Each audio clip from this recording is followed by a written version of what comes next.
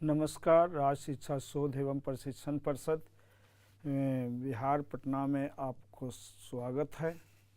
जैसा कि आपको मालूम है कि पिछले कक्षा में हम लोग अध्याय 1 हमारे आसपास के पदार्थ मैटर इन आवर सराउंडिंग के अभ्यास के कुछ प्रश्न देखे थे। अब हम लोग उससे आगे के जो प्रश्न हैं उसको देखने जा रहे हैं। जो चौथा प्रश्न है 4th नंबर का, वो है कि निम्नलिखित पदार्थों को उनको कणों के बीच बढ़ते हुए आकर्षण के अनुसार व्यवस्थित करें। बढ़ते हुए आकर्षण के अनुसार व्यवस्थित करें, यानी बढ़ते हुए आकर्षण बल के अनुसार व्यवस्थित करें। तो पहले हम लोग इस जानते हैं कि जो ठोस होता है उसके कणों के बीच आकर्षण बल ज़्यादा होता है, क्योंकि यहाँ हम देख रहे हैं कि जो ठोस है उसके पार्टिकल्स एक दूसरे के बहुत क्लोज है, इसीलिए इसके बीच आकर्षण बल अट्रैक्शन फोर्स ज़्यादा है। उसी प्रकार से जब हम द्रव देखते हैं तो इसकी तुलना में उसके कणों के बीच आकर्षण बल कम है, और गैस के जो कण होते हैं एक दूसरे से काफ़ी दूर होता है, इसीलिए इसके बीच आकर्षण बल ठोस और द्रव के कणों के बीच के आकर्षण बल की तुलना में बहुत ही कम होता है। तो यहाँ आपको जिसके बीच आकर्षण बल के बढ़ते हुए क्रम में सजाने के लिए कहा गया है बच्चों, तो आप देखिए कि क्या वो किस स्टेट में है, किस अवस्था में है, इसको पहले हम लोग पहचानेंगे। पहला ए में जल दिया हुआ है, तो जल जो होता है कमरा के ताप पर द्रव की अवस्था में पाया जाता है। चीनी कमरे के ताप पर ठोस की अवस्था में पाया जाता है, और ऑक्सीजन एक गैस है, यानी ऑक्सीजन कमरे के ताप पर गैस की अवस्था में पाया जाता है। अब देखिए यहाँ हमने लिख लिया कि जल कमरा के ताप पर द्रव है, चीनी कमरा के ताप पर ठोस है, ऑक्सीजन कमरा के ताप पर गैस है। आकर्षण बल का मान हम लोग जानते हैं कि ठोस के कणों के बीच ज़्यादा होता है, उसके बाद द्रव के कणों के बीच होता है, उसके बाद गैस के कणों के बीच होता है। अब आप आकर्षण जो इन तीनों के जल, चीनी और ऑक्सीजन के कणों के बीच आकर्षण बल के बढ़ते हुए क्रम में सजाना है, तो आप देखिए बढ़ते हुए क्रम में होता है कि सबसे जो कम है उसको पहले रखेंगे। तो सबसे कम आकर्षण बल ऑक्सीजन यानी गैस के कणों के बीच होगा, उसके बाद जल जो द्रव है उसके कणों के बीच होगा, और उसके बाद जो चीनी जो ठोस है उसके कणों के बीच होगा। तो अगर इसमें तीनों में सबसे ज़्यादा तो चीनी के कण के बीच आकर्षण बल होगा, सबसे कम किसके होगा तो ऑक्सीजन, क्योंकि गैस है, इसके कण के बीच आकर्षण बल होगा। तो सबसे पहले आप किसको लिखिएगा, ऑक्सीजन। बहुत अच्छा। उसके बाद जल और उसके बाद चीनी लिखेंगे। अब हम लोग अगले प्रश्न देखने जा रहे हैं। बच्चों, हमारा अगला प्रश्न है, निम्नलिखित तापमानों पर जल की भौतिक अवस्था क्या है। निम्नलिखित तापमानों पर जल की भौतिक अवस्था क्या है। पहला तापमान है 25 डिग्री सेल्सियस, दूसरा है 0 डिग्री सेल्सियस, 0 डिग्री सेल्सियस, और तीसरा है 100 डिग्री सेल्सियस। तो इस सवाल को हल करने से पहले हम लोग कुछ पुनरावृत्ति कर लें जो पहले के क्लास में पढ़ चुके हैं कि जल की गलनांक यानी फ्रीजिंग पॉइंट,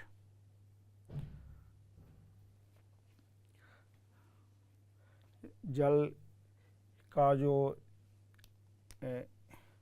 गलनांक जो होता है जिस पर पिघलता है, फ्रीजिंग पॉइंट नहीं, उसको कहिए मेल्टिंग पॉइंट। जो आइस का जो पिघलता है वो 0 डिग्री सेंटीग्रेड पर पिघलता है, या हम इसको कह सकते हैं जल का हिमांक 0 डिग्री सेंटीग्रेड होता है। इसको अंग्रेजी में मेल्टिंग पॉइंट बोलिए और इसको फ्रीजिंग पॉइंट बोलिए।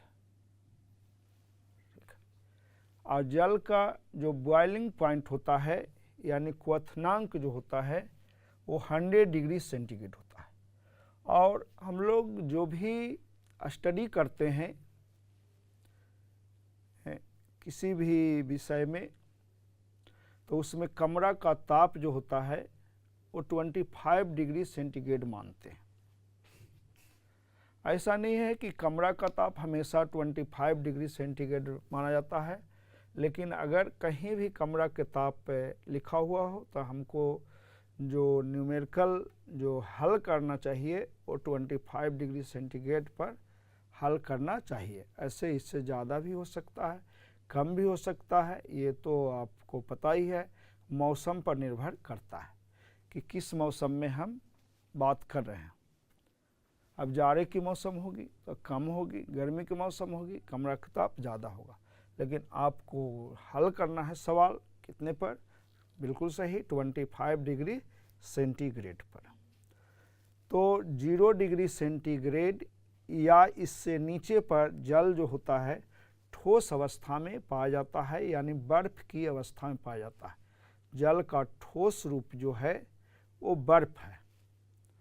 0 डिग्री सेंटीग्रेड से अधिक और 100 डिग्री सेंटीग्रेड से कम पर जल द्रव की अवस्था में होता है, और 100 डिग्री सेंटीग्रेड और इससे अधिक पर यानी इससे ऊपर जल जो होता है वाष्प के रूप में बदल जाता है, यानी वाष्प या उसी को कहेंगे गैस की अवस्था में पाया जाता है।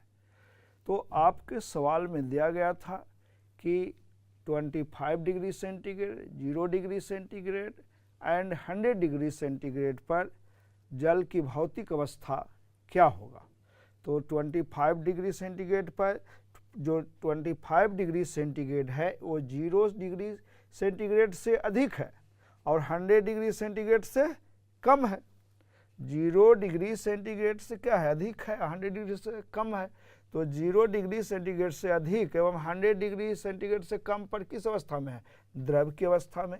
यानी 25 डिग्री सेंटीग्रेड पर जल की जो भौतिक अवस्था होगी वो द्रव होगी, और 0 डिग्री सेंटीग्रेड पर जल की भौतिक अवस्था ठोस होगी। और 100 डिग्री सेंटीग्रेड पर जो है यहाँ लिखा हुआ है कि 100 डिग्री सेंटीग्रेड इससे अधिक पर जल की अवस्था जल किस रूप में होगी? वाष्प के रूप में होगी, यानी गैस के रूप में होगी। उम्मीद है आप समझ गए होंगे। अब हम इसके अगला प्रश्न देखने जा रहे हैं इस अध्याय के। आइए बच्चों, अब हम अगला प्रश्न देखते हैं। हमारा अगला प्रश्न है पुष्टि हेतु कारण दे। पुष्टि हेतु कारण दे कहने का मतलब अगर आप कह रहे हैं कि कोई भी वस्तु जो दिया हुआ है आपको वो द्रव है, गैस है या ठोस है तो क्यों है। इसमें आपका पहला सवाल है जल कमरे के ताप पर द्रव क्यों है।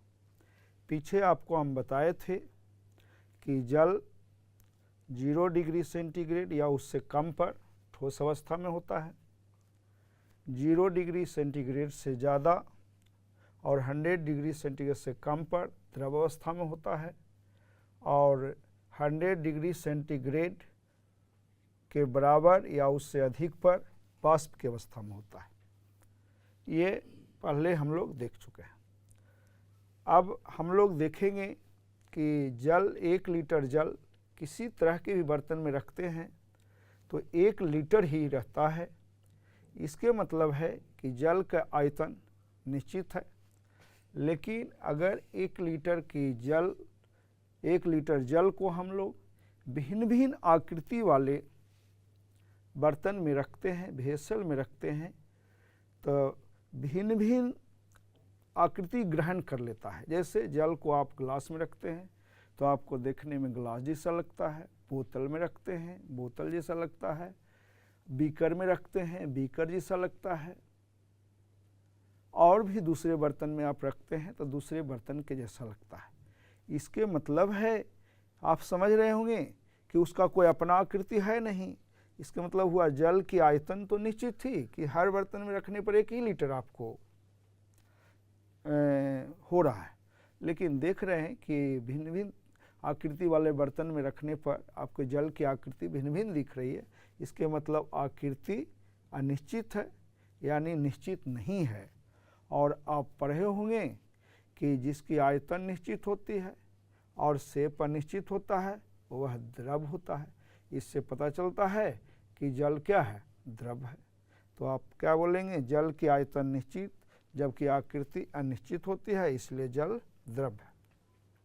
आपका दूसरा प्रश्न है बच्चों कि लोहे की अलमारी कमरे के ताप पर ठोस है। कमरे के ताप आप पिछले सवाल में देख चुके हैं कितना होता है। हम बोले थे कि 25 डिग्री सेंटीग्रेड मानिएगा। ऐसे मौसम के अनुसार ज़्यादा कम होता है, लेकिन हमको कंसीडर करना है 25 डिग्री सेंटीग्रेड। अब देखिए कि लोहा जो है उसको हमको 2 चीज़ जानना है कि लोहा कितना पर पिघलता है और लोहा कितना पर खौलता है, यानी कितना पर वाष्प बन जाता है और कितना पर पिघलकर द्रव बन जाता है।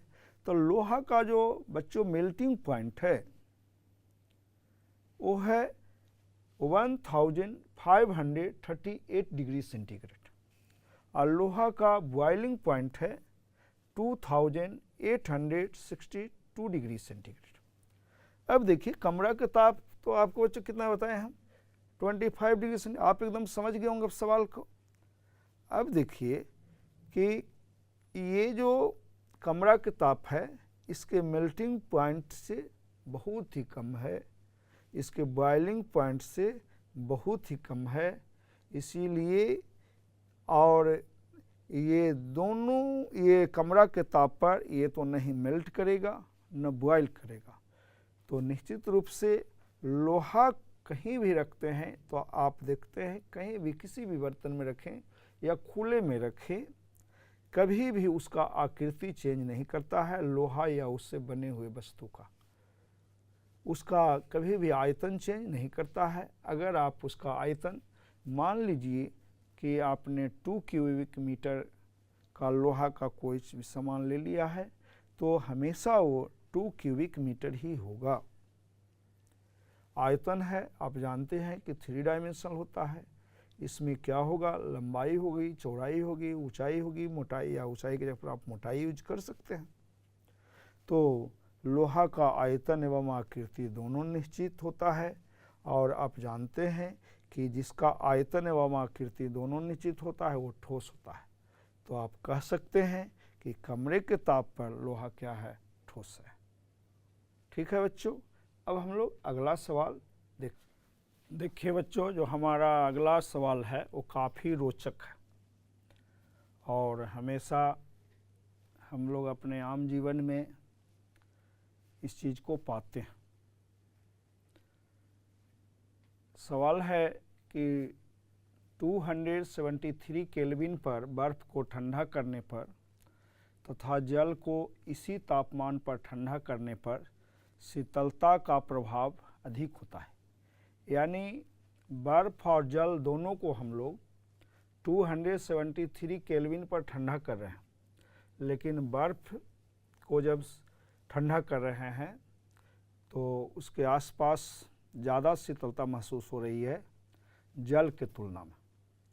273 केल्विन को अगर आप डिग्री सेल्सियस में चेंज करेंगे तो 0 डिग्री सेल्सियस होगा, जो हम पिछले क्लास में आपको टेम्परेचर को एक स्केल में दूसरे स्केल में बदलने के लिए बतलाए हैं। अब 273 केल्विन पर होता क्या है कि जो बर्फ़ के जो कण होते हैं, पार्टिकल्स होते हैं, उनकी जो ऊर्जा होती है, जो जल के कण जो इसी तापक्रम पर 273 केल्विन पर होता है उससे कम होता है। इसकी वजह से जब हम बर्फ़ को ठंडा करेंगे तो अपने आसपास से अधिक मात्रा में ऊर्जा अवशोषित करेगा, जिसके फलस्वरूप आसपास ज़्यादा शीतलता महसूस होता है। जबकि पानी को जब हम 273 केल्विन पर ठंडा करेंगे तो पानी भी आसपास से ऊर्जा अवशोषित करेगा, लेकिन बर्फ़ के तुलना में कम करेगा, क्योंकि बर्फ़ के कण के पास शुरुआत में से ही ऊर्जा कम है और जल के कण के पास उसके तुलना में ऊर्जा ज़्यादा है।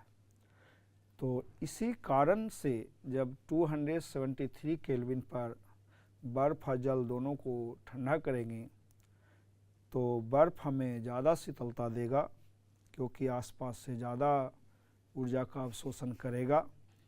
और ये जो ऊर्जा ज़्यादा जो अवशोषण करता है जल के तुलना में, वह बर्फ़ की गलनांक की गुप्त ऊष्मा कहलाती है। बहुत इम्पॉर्टेंट पॉइंट है, यहाँ पर नोट कीजिएगा अपने डायरी में, आप लोग इसको ज़रूर नोट कर लीजिएगा।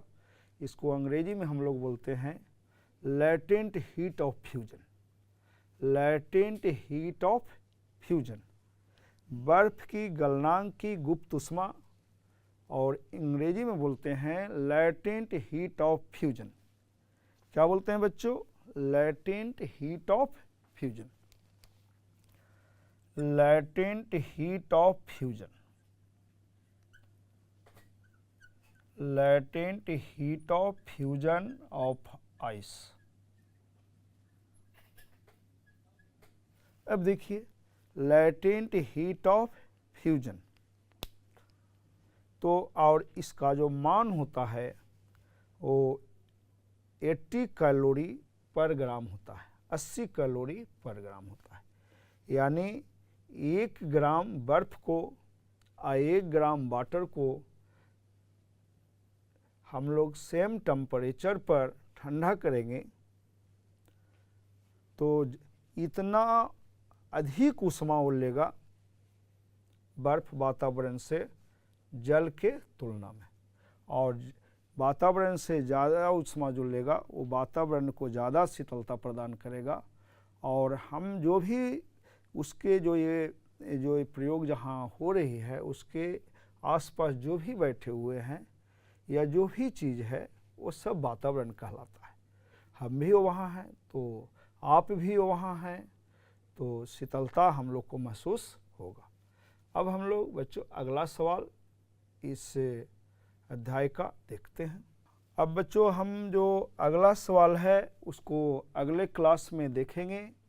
आप लोग से उम्मीद है कि आप लोग सवाल को ठीक से समझे होंगे। अगर नहीं समझे होंगे तो बार बार इसको पुनरावृत्ति कीजिएगा, बार बार इसका अध्ययन कीजिएगा, और फिर हम आप लोग से अगले सवाल के साथ अगले क्लास में मिलते हैं। बहुत बहुत धन्यवाद।